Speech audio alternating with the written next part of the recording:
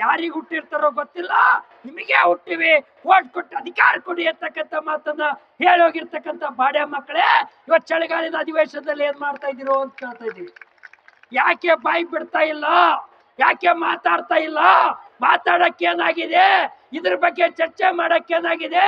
ಬರೇ ಅಲ್ಲೇ ಅವ ತಿಂದನು ಇವ ತಿಂದನು, ಅವ ಮಾಡ್ದನು ಇವ ಮಾಡ್ದನು, ಒಬ್ಬರ ಮ್ಯಾಲ ಒಬ್ಬರು ಹಾಕಿ ಗೊಬ್ಬರ ಬಂಡಿ ಹೊಡೆಯದೆ ಅಲ್ಲಿ ಚಳಿಗಾಲದ ಬೆಳಗಾವಿ ಅಧಿವೇಶನ ಆಗಿದೆ. ಆ ಕಾರಣಕ್ಕಾಗಿ ಅಂಗನವಾಡಿ ನೌಕರರ ನಿಜವಾದ ಬೇಡಿಕೆಗಳನ್ನ ಕೇಳಬೇಕು ಅಂತಕ್ಕಂಥ ಮಾತನ್ನ ಈ ಸಂದರ್ಭದಲ್ಲಿ ಸರ್ಕಾರಕ್ಕೆ ಒತ್ತಾಯ ಮಾಡ್ತಾ ಇದ್ದೀರಿ. ಅದಕ್ಕೆ ನಾನು ಇನ್ನೊಂದು ಮಾತನ್ನ ಹೇಳಕ್ಕೆ ಬಯಸ್ತೇನೆ.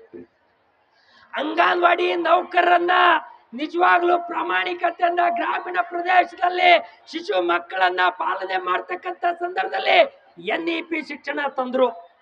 NEP ಶಿಕ್ಷಣ ತಂದು ಅಂಗನವಾಡಿ ಟೀಚರ್ಗಳನ್ನ ಬರ್ಬಾದ್ ಮಾಡಕ್ಕೆ, ಅಂಗನವಾಡಿ ಕೇಂದ್ರಗಳನ್ನ ಸತ್ಯಾನಾಶ ಮಾಡಕ್ಕೆ, ಅಂಗನವಾಡಿ ಕೇಂದ್ರಗಳನ್ನ ಉಳಿಗಾಲಿಲ್ಲಾರದಂತ ರೀತಿಯಲ್ಲಿ ನೋಡ್ಕೊಂಡು ಇಡೀ ಅಂಗನವಾಡಿ ನೌಕರರನ್ನ ಬದುಕನ್ನ ಬೀದಿಗೆ ತರ್ತಕ್ಕಂಥ ಹೊಡ್ತಕ್ಕಂಥ ನಾಲಾಯಕ್ ಚುನಾಯಿತ ಪ್ರತಿನಿಧಿಗಳು ಸರ್ಕಾರ ಅಂತಕ್ಕಂಥ ಮಾತನ್ನ ಈ ಸಂದರ್ಭಕ್ಕೆ ನಾನು ಬಯಸ್ತಾ ಇದ್ದೀನಿ ಸಂಗಾತಿಗಳೇ.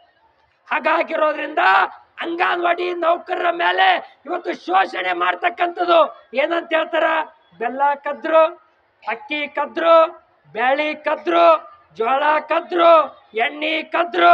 ನಾನ್ ಹೇಳಕ್ ಬಯಸ್ತೀನಿ, ಅಕ್ಕಿ ಕದ್ರು, ಜೋಳ ಕದ್ರು, ಬೆಲ್ಲ ಕದ್ರು, ಎಣ್ಣೆ ಕದ್ರು ಅಂತೇಳಿ ಹೇಳ್ತಿರಲ್ಲ, ಆ ರೋಡ್ ಕಂಕರ್ ನುಂಗೀರಿ, ಸಿಮೆಂಟ್ ನುಂಗೀರಿ, ರೋಡ್ ನುಂಗ ನೀರ್ ಎಳೆದಿರಿ, ಯಾವ ಪೊಲೀಸ್ ಕೇಸ್ ಹಾಕಿ ಜೈಲಿಗೆ ಹಾಕಿರೋ ಬದ್ಮಾಸ್ರೆ, ಯಾರಿಗ್ ಜೈಲಿಗೆ ತಳ್ಳೀರಿ? ಇವತ್ತು ಕಳ್ರಿ ಎಲ್ಲಿದಾರ ಅಂತ ಕೇಳಿದ್ರೆ ಹಳ್ಳಿಯಾಗ ಮಾತಾಡ್ತಿರೋವಾಗ ಕಳದಲ್ಲಿ ಜೋಳ ತೆನಿ ಕದ್ರೆ, ಹೊಲದಲ್ಲಿ ಸಜ್ಜೆ ತೆನಿ ಕದ್ರೆ ಇವತ್ತು ಕಟ್ಟಿ ಕಂಬಕ್ಕೆ ಕಟ್ಟಿ ಹೊಡಿತಿರು ಹಿಂದಕ್ಕೆ ಹಿರಿಯರು 70-75 ವರ್ಷದ ಹಿಂದೆ. ಈಗ ಇವತ್ತು